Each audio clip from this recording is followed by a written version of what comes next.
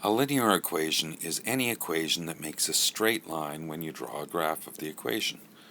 And a linear equation could have only one variable. So for example, here is a linear equation, y plus 2 equals 4.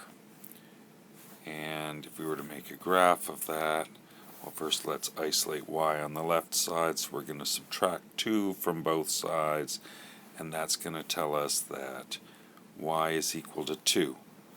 So a graph of y equals 2 would look like this, where here is 2, so y is equal to 2, and x could be equal to anything. So this graph could go on forever in both directions, with y being 2 and x being whatever. However, the linear equations we're going to look at have two variables. A linear equation is one that has two variables and that makes a straight line when it's graphed using Cartesian coordinates. Linear equations are used in many fields, from marketing to construction to healthcare. For example, here's a linear equation. X plus y equals 10. And we know this is a linear equation because there are two variables, x and y, and no exponents, so there's no x squared or anything like that. Each term is only raised to the power of 1. Just looking at this equation, we can see there's an infinite number of solutions. If x were equal to 5, then y would also be equal to 5 because 5 plus 5 is 10. If x were equal to 4, then y would be equal to 6 because 4 plus 6 is 10, and so on. However, there is nothing to say that x and y are whole numbers. They could be fractions or decimals. In fact, if x were equal to 5.5, then y would be equal to 4.5,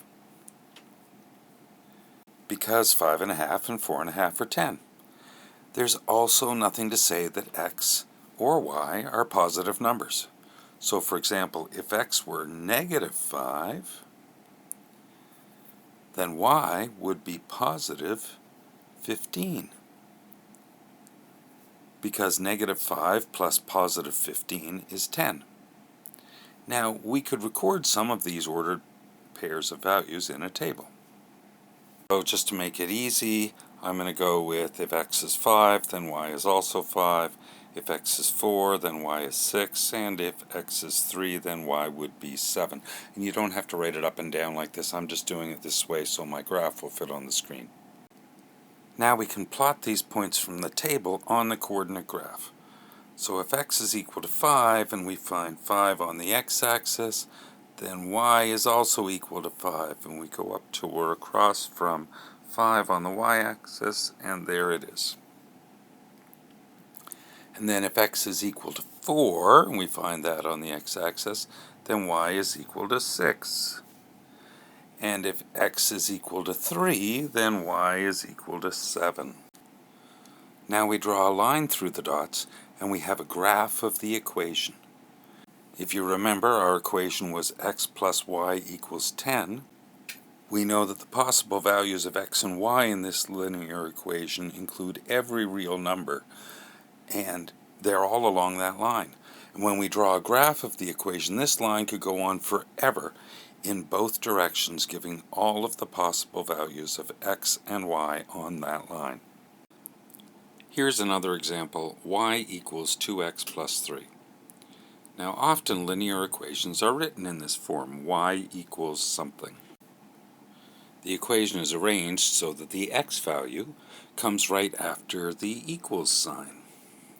In this form, the number at the very end by itself is the y-intercept. That means it's the value of y when x is equal to 0. And this is also the point where the line will cross the y-axis on the graph. This gives us our first ordered pair that we can write on a table of values. So when x is equal to 0, y will be equal to 3. So now let's try some other numbers. If x is equal to 1, and we can substitute 1 into the equation, and we'll calculate that y is equal to 5. If x is equal to 2, we can substitute 2 for x into the equation, and we'll get 2 times 2 is 4, plus 3 is 7, so y would be equal to 7. Now we can plot these points on the coordinate graph.